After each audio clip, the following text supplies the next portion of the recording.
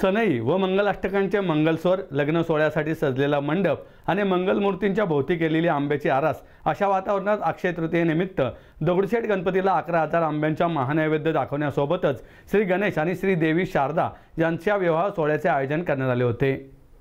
गाणपत्य संप्रदायातील परंपरेनुसार या विवाह सोहळ्याचे मंदिरात आयोजन केले जाते। सकाळी 11:09 भगवान श्री गणेश आणि देवी शारदा यांचा विवाह म्हणजेच शारदेश मंगलम सोहळा थाटात पार पडला। सभामंडपात लग्न सोहळ्यातील सर्व धार्मिक विधींसह मंगलाष्टके देखील झाली।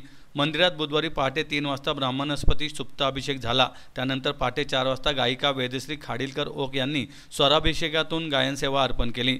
सकाळी 8 वाजता गणेशयाग झाला। रात्री अखिल भारतीय महिला वारकरी मंडळाच्या वतीनं उटीचे भजन देखील आयोजित करण्यात आले होते। श्री गणेशाच्या 2 शक्तींना गाणपत्य संप्रदायात देवी सिद्धी आणि देवी बुद्धी या नावाने आळविले जाते। भगवंतांच्या क्रियाशक्तीला देवी सिद्धी असे म्हणतात, तर भगवंताच्या ज्ञानशक्तीला देवी बुद्धी असे म्हणतात। अश्विन महिन्यामध्ये शरद ऋतू असल्याने या काळात प्रकट झालेल्या देवी बुद्धीला शारदा असे म्हणतात। शरद ऋतूतील चंद्राप्रमाणे तिची उज्ज्वलता आल्हाददायकता असल्याने तिला शारदा असे म्हणतात।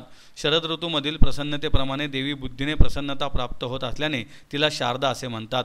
अशा देवी शारदेचा भगवान श्री गणेशांसोबतच्या महामिलनाचा सोहळा म्हणजे श्री शारदेश मंगलम आहे। जय गणेश। श्रीमंत दगडूशेठ हलवाई गणपती ट्रस्टच्या वतीने अक्षय तृतीयेच्या सर्वांना हार्दिक शुभेच्छा।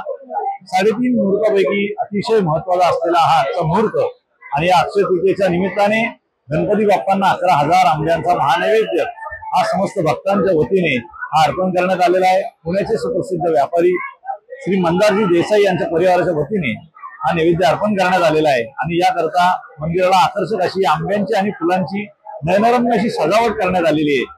पहाटेपासूनच भक्तांची बाप्पांच्या दर्शनासाठी प्रचंड गर्दी दिसून येते। पहाटे 3 वाजता मंदिर खुले झालेलं आहे। पहाटे ब्रह्मस्पती सुप्त अभिषेक, स्वराभिषेक या ठिकाणी बाप्पांना स्वरपूजा संपन्न झालेली आहे। त्यानंतर अभिषेक, गणेशयाग असे धार्मिक विधी संपन्न होत आहेत आणि सगळ्यात विशेष म्हणजे आज गणपती बाप्पांचा विवाह सोहळा देवी शारदेबरोबर या ठिकाणी आता थोड्याच वेळात संपन्न होणार आहे। शारदेश मंगलम असं गाणपत्य संप्रदायामध्ये या विवाहाचं वर्णन आहे।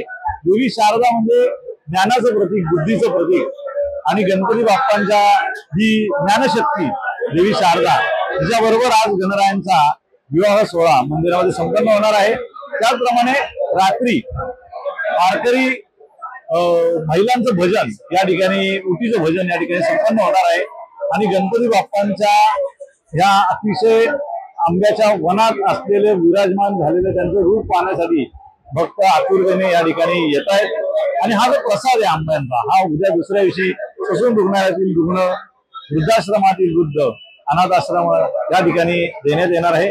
आपल्या सर्वांना पुन्हा एकदा अक्षय तृतीयेच्या अक्षय्य शुभेच्छा। जय गणेश।